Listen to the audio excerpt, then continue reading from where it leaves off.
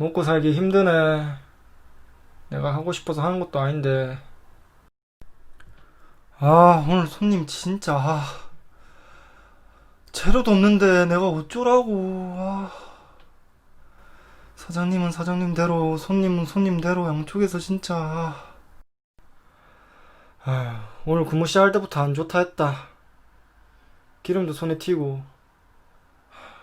그때 근무 그만하고 나올걸. 아, 요즘 코로나 때문에 성경 공부도 못하고, 예배는 드려도 마스크를 끼니까 답답해서 찬양이나 기도도 마음껏 못하고. 마음이 안 좋아지네. 이거라도 들어야지. 이게 내 마음을 달래줄 유일한 안식처니까.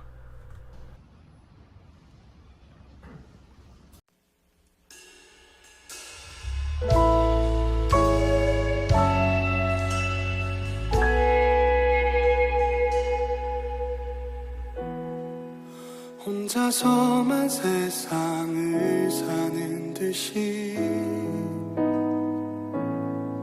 주가 멀어 보이기만 할 때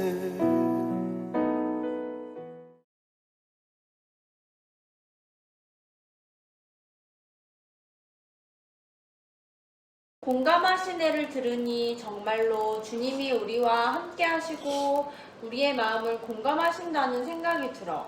잔잔한 피아노 반주, 절제된 기타 소리가 혼자 있는 것 같고 쓸쓸한 상황이지만 누군가가 함께 해주고 지켜준다는 느낌을 주거든. 처음에 혼자서 부르는 부분에서 다시 한 번 더 부를 때는 다른 사람들도 다 같이 부르는 게 정말 감동적이었어. 맞아. 이 노래가 멜로디나 반주로 사람에게 감동을 주는 것은 부정할 수 없어. 실제로 그렇게 음원 자체가 설계되어 있는 것 같아. 맨 처음에 시작할 때 샤 하는 소리로 시작하거든. 화이트 노이즈처럼 들리지만 일부러 넣은 것처럼 보여. 약간 아무 소리가 나지 않는 스피커나 이어폰을 듣는 느낌을 주면서 혼자 있는 고독감을 불러일으키는 것 같아. 처음 시작하는 피아노 반주도 마디가 시작할 때마다 한 번씩만 치면서 혼자 노래하는 목소리를 돋보이게 만들어. 그러다가 목소리가 추가되면서 이 고독감을 해결해 주는 거야. 이성아, 네가 아무리 이성이지만 너무 이성적으로 받아들이는 거 아니야? 설계되어 있다고 하더라도 음악을 듣고 느끼는 느낌이나 감정은 주관적인 거잖아. 반주나 목소리뿐만 아니라 멜로디도 그렇게 설계되어 있는 것 같아서 이렇게 말하는 거야. 도입 부분에서 3도, 5도, 6도, 2도 이렇게 진행되면서 불완전한 느낌을 주게 되거든. 혼자 있는 고독감을 더해주는 것 같아. 하지만 후렴 부분에서는 5도에서 안정적으로 한음씩 내려오면서 주님께서 함께 계시고 우리의 아픔을 아신다는 사실을 안정된 멜로디로 전달하고, 우리의 아픔이 강조되는 다음 가사에서는 원래 원음이 나와야 될 것 같은 부분에 한 옥타브를 높여서 우리가 겪는 아픔의 의외성, 그러니까 갑툭튀하는 실생활 가운데 겪게 되는 어쩔 수 없이 피할 수 없는 상황과 아픔에 대해서 잘 표현하는 것 같아요. 세상에. 아니, 이 찬양이 그렇게 설명되고 이해되어야 하는 거야? 느낀대로, 감동받은 대로 받아들이고 부르면 안 돼? 오늘 하루 힘들었잖아. 이 순간은 멜로디와 반주와 목소리에 마음 놓고 우리의 아픔에 공감하시는 주님께 감사하면 되는 거 아닐까? 확실히 이성이가 반주나 소리, 멜로디에 대해서 저렇게 이야기하는 것은 그렇게까지 필요하지 않은 것 같기도 해. 그런데 감정이처럼 주관적으로 받아들이는 것도 아닌 것 같아.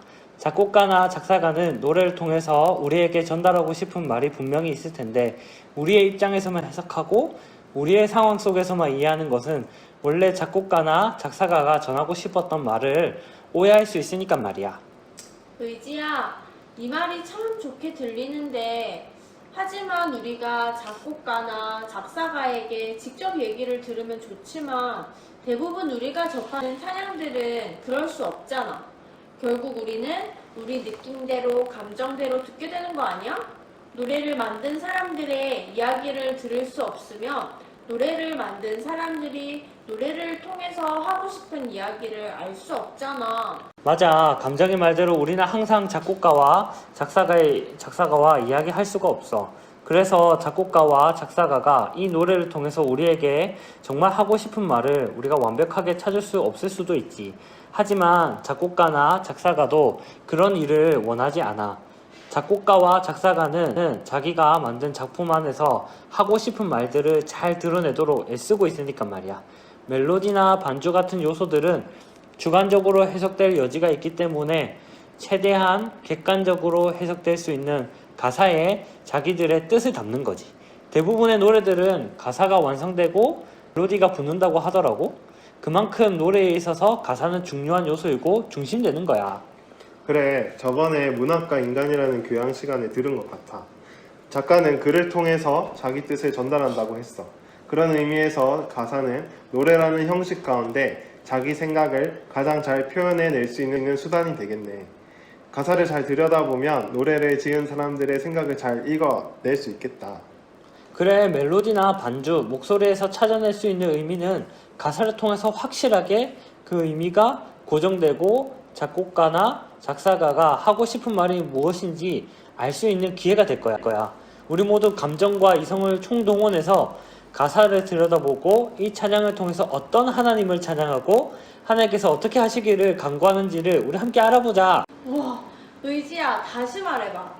의지가 한 말 중에 우리가 찬양을 하고 들을 때 염두해 두어야 할 중요한 포인트가 있는 것 같아. 역시 감정에는 감이 좋단 말이야. 찬양곡은 일종의 기도라고 할 수 있어. 기도인데 하나님을 높이는 기도라고 할 수 있지. 하나님께서 우리에게 어떤 분이시고 하나님께서 우리에게 어떤 은혜를 베푸셨는지에 대해 노래하면서 하나님께서 베푸신 은혜와 사랑에 대해 감사하는 뜻을 올려드리는 행동이기 때문이야. 그러니까 찬양곡의 가사는 찬양을 받으실 우리 하나님께서 어떤 분이신지에 대해 잘 말해야 하고, 그런 하나님이 우리에게 어떤 일을 행하셨는지, 그리고 행하고 계신지 행하실 것인지에 대해 잘 드러나게 되어 있어. 한편으로는 찬양곡의 가사를 통해서 하나님께서는 이러한 분이시고 저러한 일을 행하신 분이시기 때문에 지금 이 순간 그리고 앞으로도 변함없이 우리에게 은혜와 사랑을 베풀어 주세요 하는 간구의 뜻을 담고 있기도 하는 거지. 그러면 우리가 공감하시네 가사를 살펴볼 때 하나님께서 어떤 존재이시기에 찬양을 받으실 만한지, 하나님께서 우리에게 어떤 일을 행하시기에 찬양 받으셔야 하는지 하는 이 두 가지만 찾으면 우리는 작곡가와 작사자의 의도를 파악하고 그 의도에 맞게 내 상황 가운데서 하나님을 찬양할 수 있게 되겠구나. 맞아. 역시 이성이야. 우리 함께 가사를 함께 살펴보면서 그 뜻이 무엇인지 찾아보자. 나는 이 노래의 후렴 부분이 너무 좋아. 주님이 우리의 아픈 마음을 아시고 가까이서 우리의 아픈 마음을 공감해 주시고 우리 가운데 찾아오셔서 우리가 처한 모든 상황을 이해하시고 공감하신다는 내용이잖아. 세상에 어떤 사람이 이런 일을 할 수 있을까? 내 주변에 가장 친한 친구도 이런 일은 할 수 없을 것 같아. 사람은 무조건적으로 공감해 줄 수 없잖아. 그리고 서로 같은 경험을 해도 다른 것을 느끼는 게 사람이니까. 그런데 주님은 우리가 겪는 모든 괴로움, 아픔에 공감하실 수 있다는 사실이 세상 어떤 친구보다 더 대단하신 분이 우리 주님이시라는 게 느껴졌어. 감정이가 느낀 감정은 충분히 도출될 수 있는 감정이야. 하지만 찬양곡의 작곡가와 작사자의 의도를 파악하려면 어느 한 부분에 집중해서는 부족한 것이 사실이야. 어느 한 부분에만 생각하다 보면 오류에 빠지기 쉽고 전체적인 문맥을 통해서 이해해야 된다고 생각해. 후렴 부분 가사뿐만 아니라 전체 가사를 파악해야 노래가 무엇을 말하는지 이야기할 수 있을 것 같아. 사실 앞부분도 인상 깊었던 가사가 많았어. 그런데 후렴 부분 가사를 반복하기도 하고 더 강조하는 느낌을 강하게 받았거든. 앞부분 가사는 후렴을 위한 기초 쌓기라고나 할까? 혼자서만 살아가는 세상 같지만 주님께서 함께 하신다는 말을 하려고 하잖아. 함께 하시니까 공감하실 수 있는 거고 아픈 마음도 아시고 상황도 아실 수 있으니까. 그러면서 말하는 게 이 노래의 주제라고 느껴졌어. 맞아, 확실히 후렴 부분이 강조되는 것은 사실이야. 하지만 공감하신의 가사를 천천히 살펴보면 전체 가사 가운데 대립되는 개념들과 공통된 동사들을 찾을 수 있어. 작사가는 이 대립되는 개념들 사이에 공통된 동사들을 사용하면서 극적인 효과를 만들어내고 있어. 첫 번째는 혼자와 우리야. 맨 처음에 혼자서만 사는 세상을 사는 듯이라고 노래하는데 가사에서 나라는 1인칭 당수가 등장하지 않아. 혼자서만 세상을 사는 듯 했지만 언제나 옆에는 누군가는 있었고 나 역시도 누군가 옆을 지켜주었다는 것을 의미한다고 볼 수 있어. 그렇지만 우리가 함께 있어도 혼자라고 느낀다는 사실이 중요해.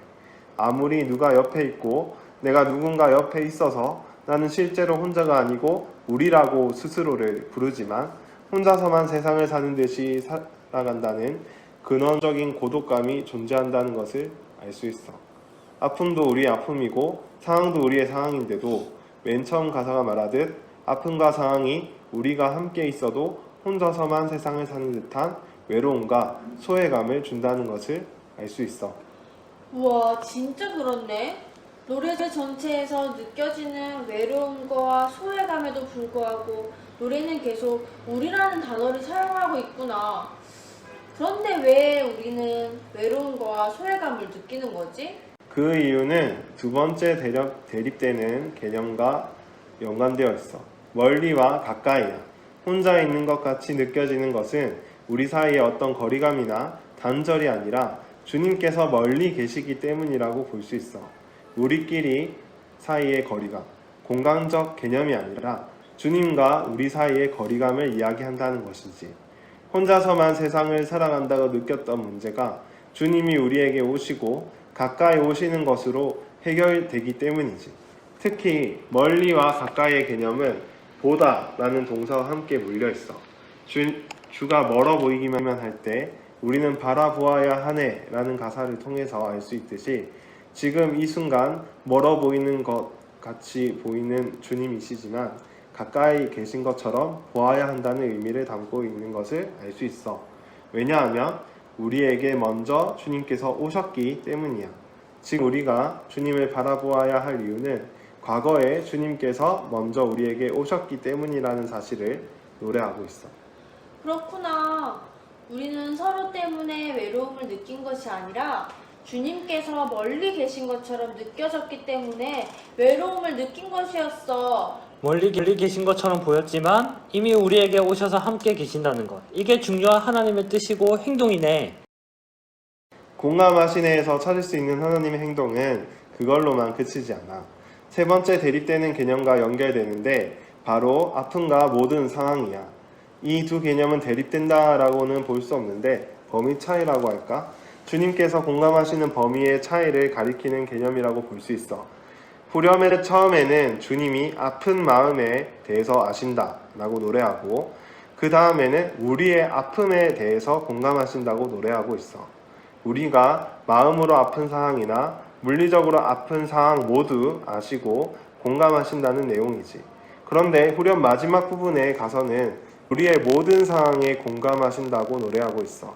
마음이 아픈 상황과 모든 아픔을 겪는 상황을 초월해서 주님께서는 모든 상황에 공감하신다는 것을 노래하고 있는 거야. 웃는 사람도 우는 사람도 모두를 공감해 주시는 주님의 넓은 마음, 은혜와 사랑을 노래한다는 것을 알 수 있어.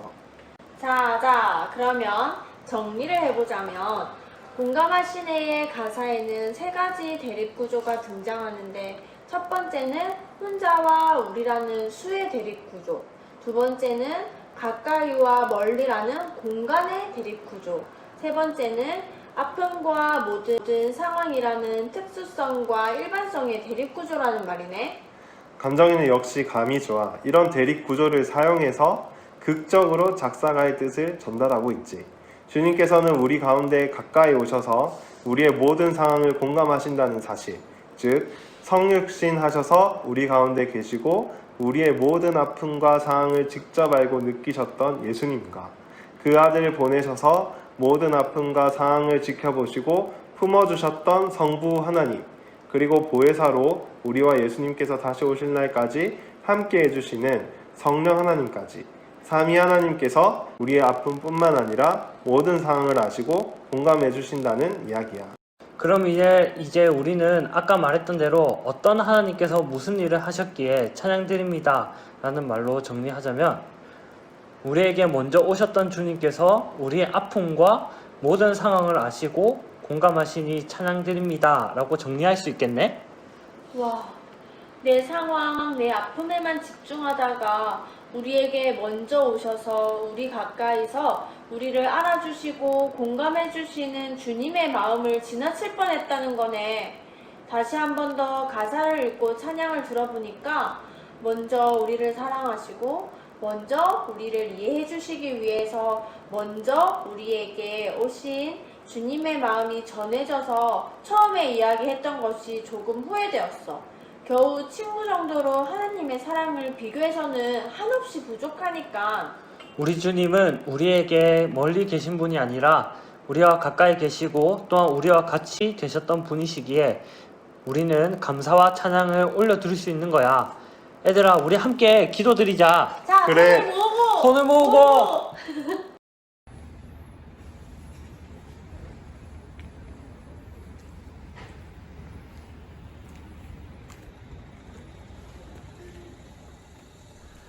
하나님 아버지 감사합니다. 오늘도 힘든 하루였지만 무사히 집으로 돌아가게 하신 것 감사드립니다. 오늘 돌아가면서 공감하시네라는 찬양곡을 들었는데 좋네요. 주님께서는 우리에게 먼저 다가와 주시고 먼저 우리를 알아주신다는 사실을 알고는 있었지만 이렇게 와닿게 한 적은 없는 것 같습니다. 항상 말로만 듣고 말하고 글로만 읽고 쓴 것이 아닌가 하는 생각이 드네요. 내가 정작 힘들 때 힘든 나를 알아주시고 공감하시는 주님을 떠올릴 수 없는 믿음 없는 나를 보게 됩니다. 그러나 누구도 주님과 같을 수 없습니다. 누구도 주님같이 나를 이해할 사람이 없습니다. 주님께서는 우리가 바라보기도 전에 우리께 오셨다는 사실 때문입니다. 사람은 언제나 누군가와 소통이 되어야만 그 사람의 어려움과 상황을 알게 되지만 우리 주님께서는 우리에게 먼저 가까이 오셔서 우리를 알아주시고 우리를 공감하여 주십니다. 주님의 마음을 이 찬양을 통해 알게 하시고 감사하게 하시고 정말로 느끼게 하여 주신 것 감사드립니다. 주님께서는 우리를 아시고 함께 하시고 공감하시는 것을 멈추지 않으시듯 나도 또한 주님께서 베푸신 사랑을 잊지 않고 신실할 수 있도록 도와주세요. 예수님의 이름으로 기도합니다. 아멘.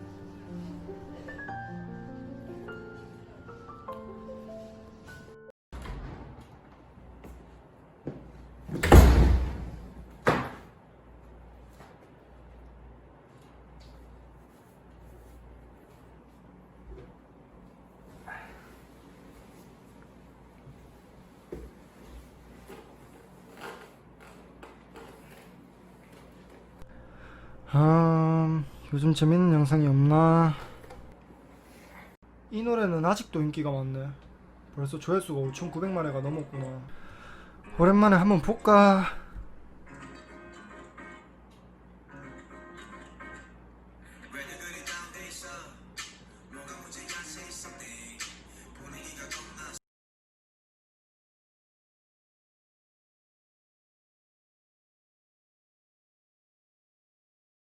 이 노래만 들으면 신이 나. 춤도 뮤직비디오도 엄청 유명하잖아. 나도 한번 해봤거든. 신나는 음악에 맞춰서 멋진 홈파티를 하는 그런 내용이잖아. 주인공인 지코 표정이 무표정인 거는 왜 그런지 잘 모르겠는데 어쨌든 신나고 즐거운 분위기. 요즘 지쳐있는 나에게 꼭 필요한 음악이고 영상인 것 같아. 오랜만에 보니까 더 좋은 것 같아 보이기도 하고. 나는 우리가 반성해야 된다고 생각해. 내일도 수업도 듣고 아르바이트 근무도 들어가야 되는데 빨리 자고 푹 자야 내일 일정을 잘 소화할 수 있지 않을까? 유튜브 영상 보는 것도 좋은데 이 밤에 이렇게 자극적인 것을 보면 잠을 잘 못 잘 수 있다고 생각해. 빨리 끄고 눈 감고 자자. 이성아, 맞는 말이기도 한데 그래도 좋잖아. 오늘 하루 종일 꿀꿀했던 기분도 풀고 좋아하는 음악도 듣고 이런 음악은 그냥 즐기는 거야. 내일 일은 내일의 내가 생각하게 하고 우리는 지금을 최선을 다해서 즐기는 거지. 아무 노래 나올 때만 해도 열심히 겨울 중고생 대회 섬기고 정상적으로 예배도 드리고 모임도 하고 했었잖아. 우와, 생각해보니 엄청 옛날 같네. 같이 노래 틀어놓고 춤도 추고 그랬는데 말이지. 그래, 옛날 생각난다. 옛날이라고 하기엔 6개월도 안 되었지만. 그래도 빨리 자는 게 내일 덜 힘들 것 같긴 해. 아니야. 이런 노래랑 뮤직비디오는 그냥 즐기면 돼. 세상의 모든 것은 하나님께서 창조하신 거잖아. 하나님께서 만드신 것은 좋은 것이고 우리는 그 좋은 것을 좋게 즐기면 되지. 안 그래? 땅과 땅의 모든 충만한 것이 모두 주님의 것이기 때문에 우리는 충분히 즐길 수 있어. 감정이가 한 말도 일리가 있어. 하지만 하나님의 뜻은 모든 것이 하나님의 것이기 때문에 모든 것을 즐기라고만 말씀하시지 않아. 세상의 모든 것이 하나님의 뜻대로 하나님께서 원하시는 대로 창조하셨지만 인간은 하나님의 뜻에 따르지 않았어. 그것이 우리는 죄라고 하지. 죄는 하나님이 좋고 선한 피조물들을 하나님께서 원하는 방식이 아닌 전혀 다른 방식으로 받아들이기 시작했잖아. 맞아, 기억난다. 저번에 교회에서 로마서 말씀을 배울 때 배웠어. 사람에게 죄가 있어서 피조물을 창조주로 섬기고 하나님의 뜻을 따라 살지 않도록 했다는 것 말이야. 특히 믿지 않는 대중들이 즐기는 대중문화에는 하나님의 뜻, 하나님께서 의도하신 선한 것과 아름다운 것도 들어가 있지만 그것을 뒤틀리게 받아들이게 하는 무시무시한 죄가 도사리고 있다는 사실을 우리는 기억해야 돼. 우리는 모든 것이 가하지만 모든 것이 유익한 것이 아니고 모든 것이 가하지만 모든 것이 덕스러운 것이 아니란 것을 기억해야 돼. 대중문화 자체는 주님의 것이고 주님께서 만드신 창조물이라고 할 수 있어. 하지만 인간의 죄가 공존하기 때문에 온전히 그것을 주님의 것이기에 선한 것이라고 받아들여서는 안 돼. 우리는 대중문화 속에서 유익한 것이 무엇인지 덕스러운 것이 무엇인지 찾아내고 아닌 것들은 과감하게 거부하고 버리는 자세가 필요해. 그러니까 마냥 노래가 좋다고 신나게 들어서는 안 된다는 얘기구나. 그럼 어떤 것이 유익하고 덕스러운 것인지 어떻게 구분할 수 있지? 아까 노래처럼 노래의 작곡가와 작사가의 의도가 중요하듯이 대중문화를 만들어내는 사람의 의도를 파악하는 것이 중요한 일이겠네? 우리가 지금 보고 듣고 하는 모든 작품 뒤에는 반드시 만든 사람이 있고 만드는 사람이 작품을 통해 우리에게 전달하고자 하는 의미들이 있을 거니까. 역시 감정에는 감이 좋아. 우리가 공감하신 애를 깊이 있게 보면서 노래를 지은 사람이 어떤 생각을 가지고 노래를 만들고 이 노래를 통해서 무슨 의미를 전달하는지 찾아냈잖아.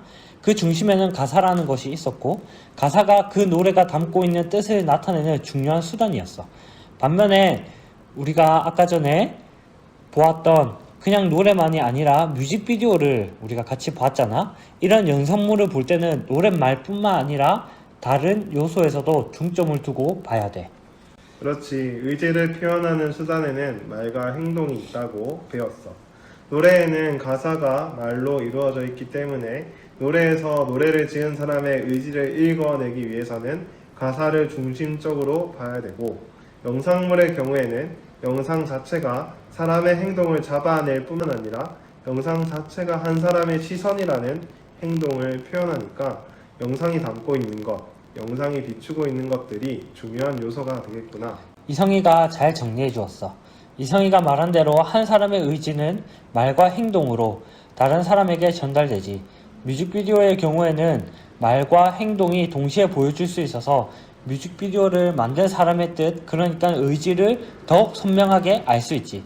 물론 사람에 따라서 자신의 의지를 지나치게 은유적으로 표현하거나 제한된 정보만을 제공해주는 영상이 있을 수도 있지만, 하지만 대중문화, 많은 사람들이 좋아하고 즐기는 이런 상업적인 작품들은 사람들이 잘 받아들이고 잘 공감해야 많은 사람들이 좋아할 수 있기 때문에 직관적이게 그리고 쉽게 만든 사람의 생각과 뜻을 찾을 수 있게 만들게 되지. 맞아. 행동이 의지의 표현이 된다는 말은 정말 공감된다. 어쩌면 말보다 더 실제 의지와 가까운 게 행동이 아닐까 하고 느껴져. 사람이 기쁘게, 기분 좋을 때 다른 사람에게 자기의 기쁨과 즐거움을 잘 전달하는 방법은 말보다는 기분 좋은 표정과 웃음이잖아. 말로는 즐겁다고 기쁘다고 이야기하지만 정작 표정은 울상이면 아무도 믿지 않을 거야. 영상물을 볼 때에는 영상에 출연하는 사람들의 표정과 행동, 그것을 잡아내는 카메라의 의도된 시선도 잘 잡아내어야 영상을 만들어낸 사람이 이 영상을 통해서 우리에게 어떤 의지나 뜻을 전달하려고 하는지 알 수 있다는 말이구나. 똑같은 말을 하더라도 표정과 말하고 난 뒤의 행동에 따라서 그 말에 대한 해석도 달라질 수 있다는 거네. 영상물을 볼 때에는 좀 더 신경 써서 봐야 되겠다. 이성희의 의견은 우리가 해야 할 이야기의 전곡을 찌르고 있어. 영상 매체는 우리가 모든 요소들의 영상 매체가 상영되는 시간 동안 파악할 수 없을 정도로 방대한 정보를 가지고 있어. 그래서 미처 파악하지 못한 정보들은 은연중에 머릿속에 남아서 우리의 생활 속에 영향을 주게 돼. 디즈니 애니메이션 중에 겨울왕국 우리가 저번에 봤잖아. 만약 겨울왕국이 실사화되는데 흑인 배우나 동양인 배우를 엘사와 안나로 캐스팅되었다면 어떤 기분이 들었을 것 같아? 그 배우들이 얼마나 연기를 잘하고 노래를 잘 부르는지보다 캐스팅된 배우들의 생김새와 피부색 때문에 거부감을 느낄지 몰라. 우리는 겨울왕국이라는 애니메이션을 보면서 은연중에 엘사와 안나는 추운 나라에 사는 백인이라는 인식을 들게 되었던 거지. 듣고 보니까 두려워지네. 우리는 지금 자기 전까지 아무 생각 없이 유튜브 영상을 보고 자고 있잖아? 그런 것들이 모두 파악되지 않은 정보들이 다 우리 실생활 속에 은연중에 내 생각을 구성하고 내 감정을 이루고 있다는 말이네? 하지만 그렇다고 해서 우리가 짧은 영상 속에 어떤 의미가 있는지 짧은 시간 동안 모두 찾을 수는 없잖아. 그런데 그러면 영상을 다 이해하기 위해서 여러 번 영상을 봐야 한다는 말이야? 그렇게 피곤하게 살아야 돼? 이성희의 뜻은 충분히 이해할 수가 있어. 그렇기 때문에 대중문화, 그리고 특히 영상 매체를 접할 때에는 신경을 곤두세워서 볼 수 있어야 돼. 어떤 의도와 목적을 가지고 영상을 만들었는지, 어떤 의미를 전달하려고 하는지, 영상에 숨어있는 의미는 없는지 꼼꼼히 살펴봐야 돼. 정말 필요한 것에 따라서는 여러 번 볼 수도 있어. 영상 안에서는 유익한 것이 무엇인지, 적스러운 것이 무엇인지 찾고 그것 외에는 거부하고 받아들이지 않는 것도 중요하다고 나는 생각해. 아, 너무 어렵다. 그래도 다 같이 하면 괜찮겠지? 그래, 같이 한번 아무 노래 뮤직비디오를 보면서 생각해보자.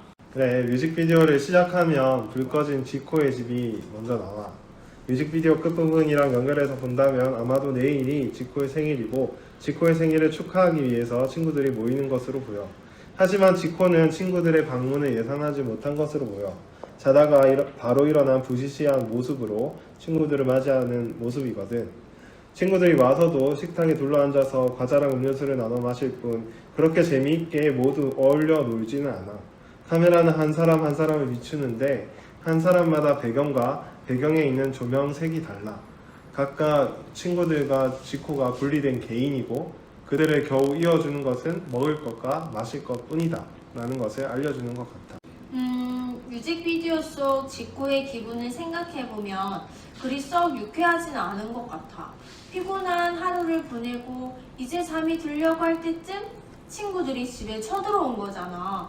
지코의 표정은 친구들과 즐기고 있다는 표정보다는 아, 피곤해, 아, 지쳐, 이런 표정이거든. 지코는 친구들이 온 것이 피곤한 것일까?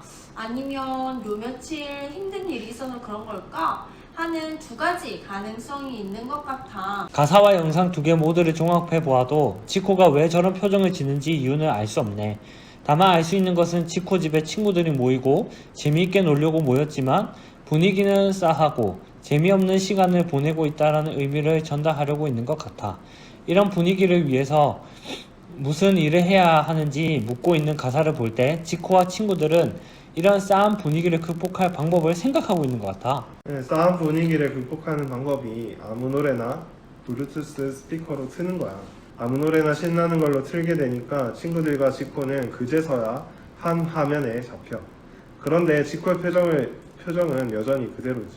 친구들은 신나서 함께 어깨동무도 하고 뛰기도 하고 개인별로 멋진 춤을 추기도 하면서 즐기게 돼. 이 부분이 후렴 부분이라 제일 신나는 부분인데 친구들과 지코의 온도차가 너무 커서 신나게 친구들처럼 춤춰도 되는 부분인가 하는 느낌이 들더라고. 아무 노래에서 아무 노래나 틀어 라고 말하는 사람이 영상에 등장하는 지코라고 가정한다면 지코는 매일매일이 아프고 힘들었다고 이야기하면서 아무 신나는 노래를 틀고 아무 춤이나 추고 아무 걱정 안 하고 아무개로 잠시 살고 싶어 하는데 영상에서는 피곤한 표정, 지친 표정을 유지하고 있어서 괴리감이 느껴졌어. 그래, 가사와 영상이 전혀 맞지 않는 모습을 보여주네. 노래 가사가 전하고자 하는 뜻과 영상에 나오는 지코가 전하는 뜻이 다른 것으로 인식될 수 있다는 의미라고 볼 수 있는데 여기서 우리가 생각해 볼 점은 두 가지가 있어. 노래를 부르는 지코와 영상에 등장하는 지코가 다른 인물일 가능성을 하나 생각할 수 있고, 두 번째는 노래하는 지코와 영상의 지코가 동일 인물이라는 가능성이지. 다른 인물일 경우에는 생일인데 지쳐서 일찍 자려고 했던 지코를 격려하고 놀아주려고 찾아온 친구들의 뜻이 노래를 통해 전달되는 것이고, 동일 인물인 경우에는 지코가 현재 직면하고 있는 상황이 노래하는 지코가 노래하는 상황이 아니라는 의미이지. 어떤 의미를 전달하고 있는지는 아직 영상과 가사에서는 찾을 수 없어. 뒤에 가면 나오겠지? 다음 장면은 노래가 끝난 후에 친구들과 지코가 게임을 하는 장면이 등장해. 친구들은 탁구도 하고 야구도 하는데 지코는 여전히 지친 표정을 하고 소파에 앉아 있어. 지루하다고 말하면서 스트레스가 쌓여가고 리프레시가 필요하다고 노래하고 있어. 배꼽 빠질 만큼만 폭소하고 싶다고 얘기할 때 친구들이 지코가 누워있는 소파에 가서 전화를 전달해. 아직 밖에 있는 친구와 지코가 통화를 하고 가사를 통해서 병맥주와 과자 몇 개 사오라고 전화하지만 친구는 또 다른 친구들 무리를 끌고 지코의 집에 도착하게 돼. 당연히 지코는 놀라게 되고 친구들은 지코네 집에서 축제를 벌이게 되지. 지코는 여전히 지친 표정으로 같이 놀지 못하고 의자에 앉아서 혼자 이것저것 하지만 지치고 지루한 표정이 변하지는 않아.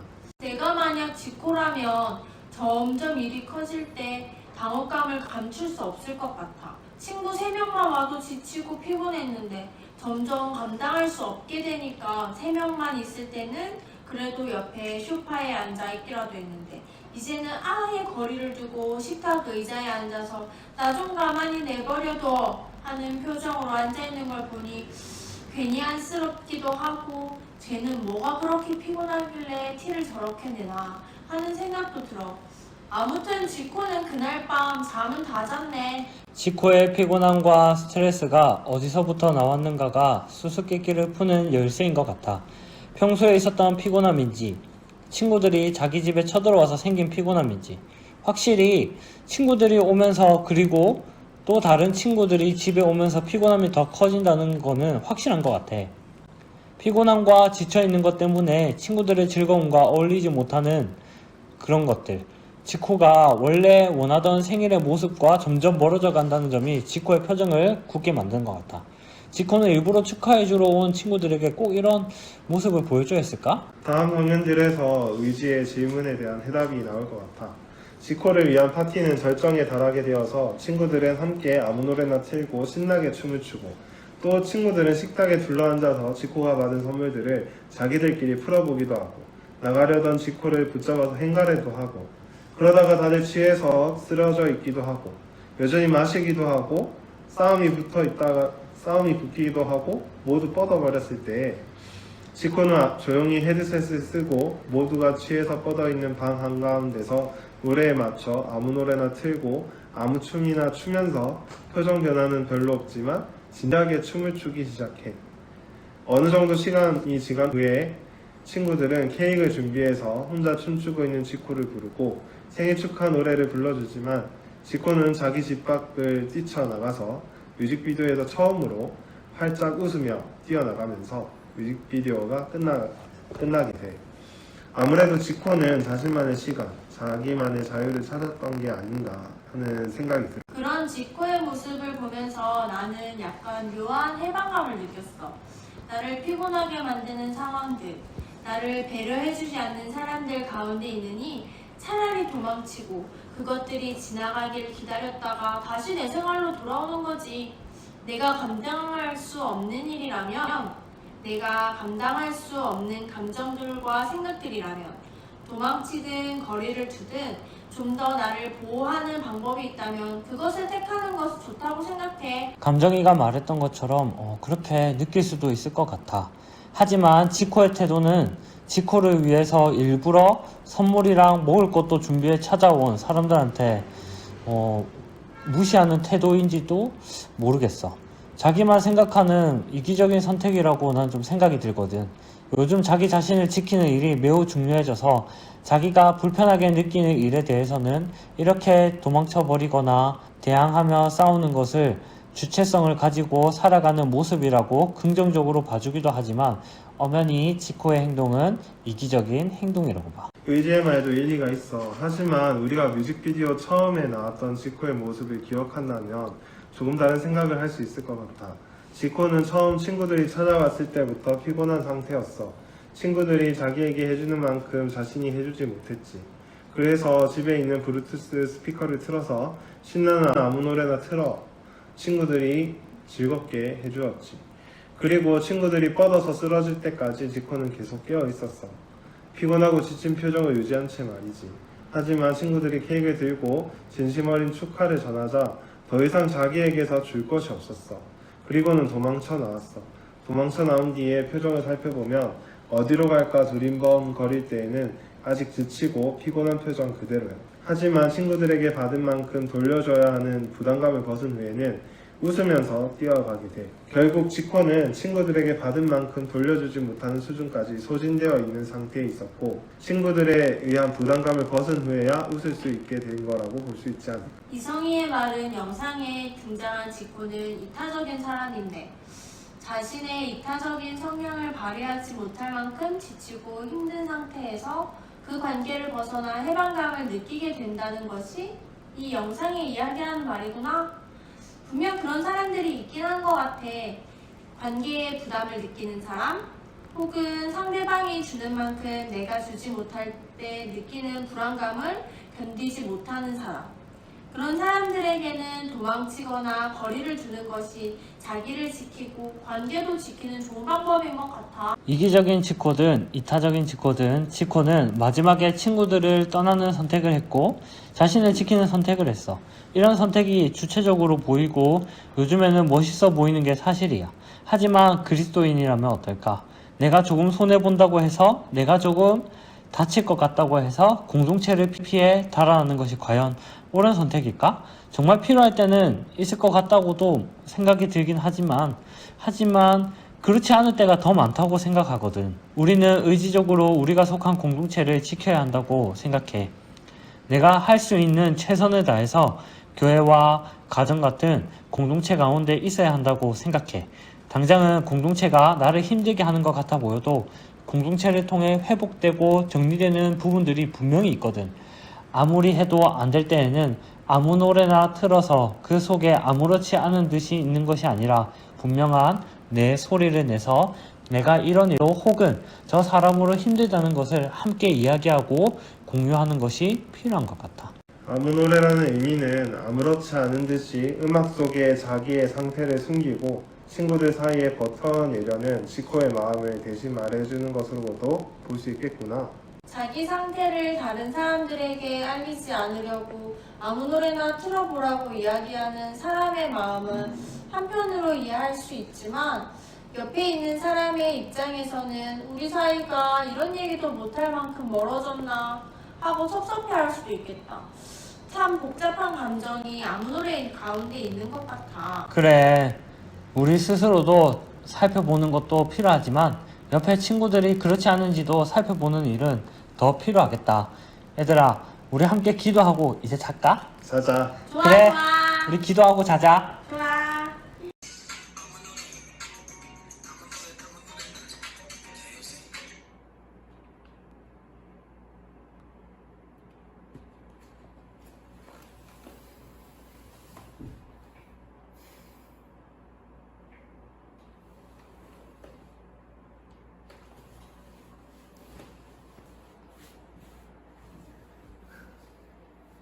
하나님 아버지 감사합니다.